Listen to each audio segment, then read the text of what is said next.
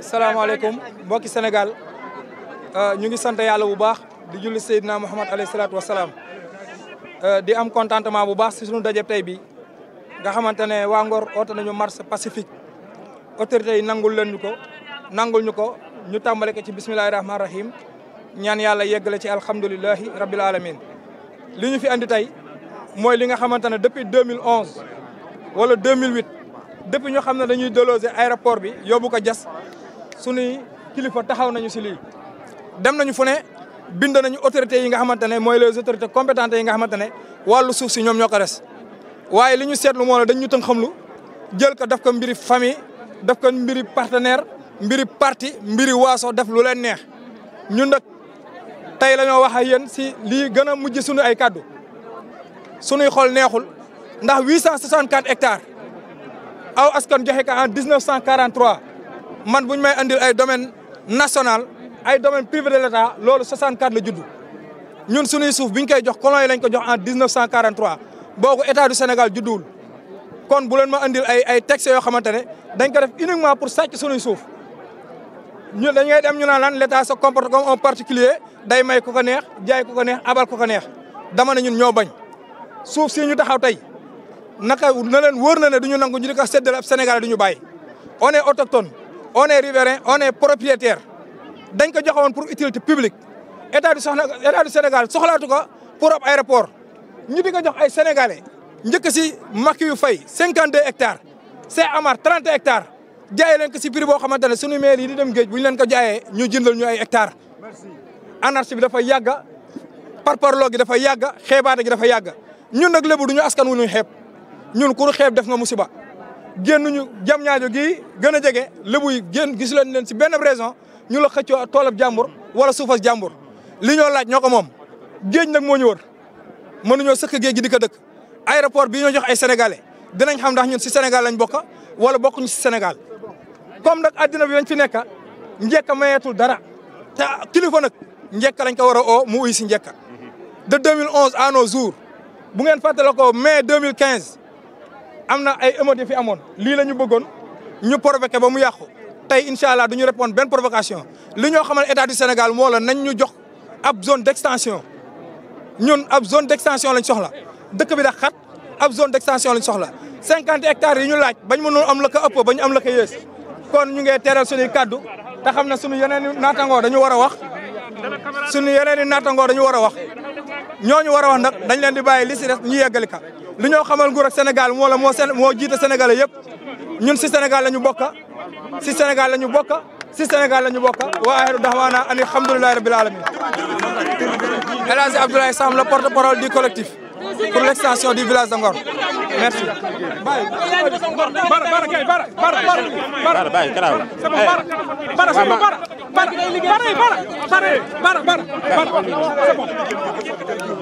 C'est bon. Asalaamaaleykum. Asalaamaaleykum. kaddu yi ñuy yëkkati man maay Mamadou Ndoye je suis le coordinateur du collectif pour l'extension du village de Ngor. kaddu yi ñuy yëkkati dañ koy adressé président Macky Sall en direct parce que suufu aéroport bi décision yi présidence lay jógee du ministère du primature du benn instance boo xamante ne nii instance étatique la. donc président Macky Sall en 2012 bi ngay ñëw fii de débuter sa campagne électorale yaa ngi ko tàmbalee fii si suuf si si suufi lébu yi nga wax ne lébu yi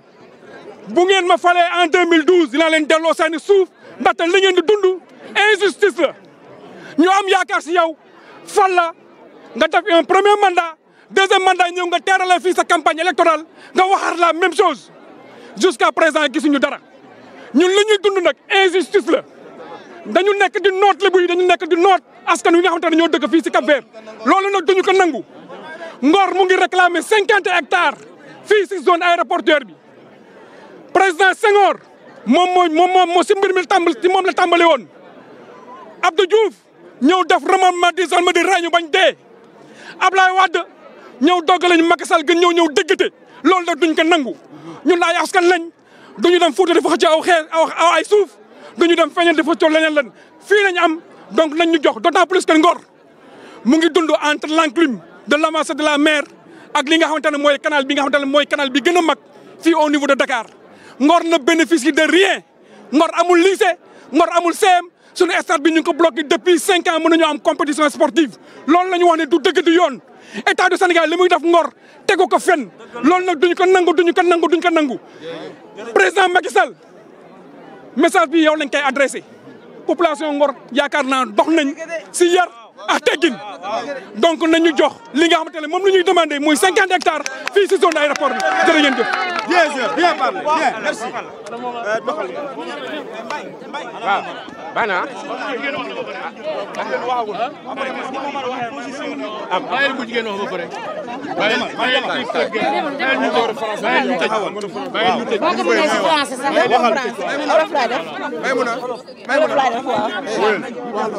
La partie française. Mamar dina ko gérer dégg nga waxal wolof rek. Maïmouna, xoolal tu as une trente. Rapidement, tu vas à l'essentiel dégg nga. salaamaaleykum mbokki Sénégal salaamaaleykum mbokki Ngor ñun jeunesse Ngor ñu ngi nuyu ñëpp di jaajëfal ñëpp si teewaay bi surtout jeunesse Ngor bi xamante ne ñoo génn tey waaye it di wax bravo à nos femmes parce que les femmes de Ngor lii bu amee tey ñoom seen loxo mu ngi ci waaye li samay naataango wax laay wax Sénégal ñun dañu cee bokk nous sommes des citoyens sénégalais si Sénégal gii la ñu bokk si Cap-Vert la ñu bokk waaye boo ñëwee sur les 19 arrondissements de Dakar Ngor kese moo amul lycée Ngor kese moo amul CM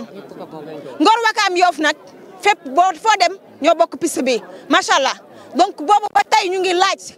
fii la taxaw 2012 boo leen ma falee di nga leen delloo seeni suuf parce que injustice bi ngeen dund kenn dund ko si kaw suuf wala si Sénégal gisuñu fenn dund ko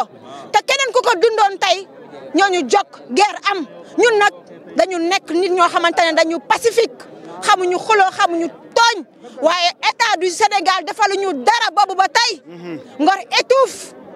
la jeunesse de Ngor suffoque ñun nag dañu sonn suñuy suuf la ñuy laaj ça nag première étape moo nekk nii il faut que gouvernement du Sénégal xam ne lii première étape la bi si topp jeunesse su Ngor fera face te bu boobaa kenn du leen téye jërë ngeen jëf.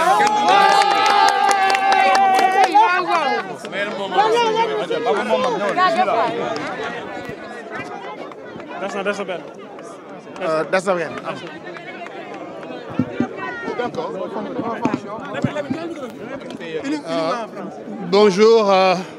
mesdames, messieurs les journalistes. Je voudrais, en ma qualité de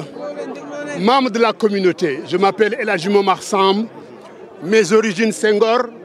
mon père est de Ngor, ma grand-mère est de Ngor qui m'a protégé, qui m'a couvé. Je parle à ma qualité d'enfant de Ngor, mais aussi à ma qualité de membre du Conseil économique, social et environnemental, président de la commission jeunesse, éducation, formation, emploi et travail. De ce double point de vue, il y a un troisième point de vue. Je parle en tant que délégué représentant le Pays Lébou de Dakar. En cette triple qualité, je voulais exprimer ici notre attachement à la justice et dire haut et fort que la revendication des Ngorois est une revendication légitime, au triple plan historique,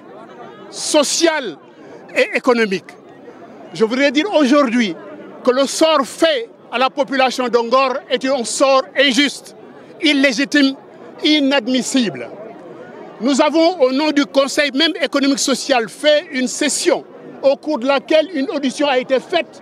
pour l'affaire de Tank Senghor Wakam Yoff, qui avons au plan historique en 1943 concédé à la partie coloniale ces terres qui ont servi d'aéroport pour permettre aux Alliés de pouvoir décoller d'ici et atterrir d'ici pour mener la guerre pour la liberté. Merci. Je dis que cet engagement historique mérite un retour du bâton, un retour de ce qu'a été l'attitude de générosité du peuple ngorois, du peuple wakamois, du peuple yoffois. Donc nous faisons une demande solennelle, moi à ma qualité d'enfant de Ngor, au président Macky Sall, pour qu'il regarde, qu'il touche du doigt l'intérêt des populations de Ngor, qu'ils puissent être sensibles aujourd'hui aux difficultés vécues par les populations de Ngor. Comprendre que dans cette situation, nous avons besoin d'un regard social, d'un regard de père, d'un regard de kilifa. Je voulais dire ça haut et fort et demander maintenant que nous puissions, nous, population de Ngor, population de Wakam, population de Yoff, nous donner la main pour constituer un front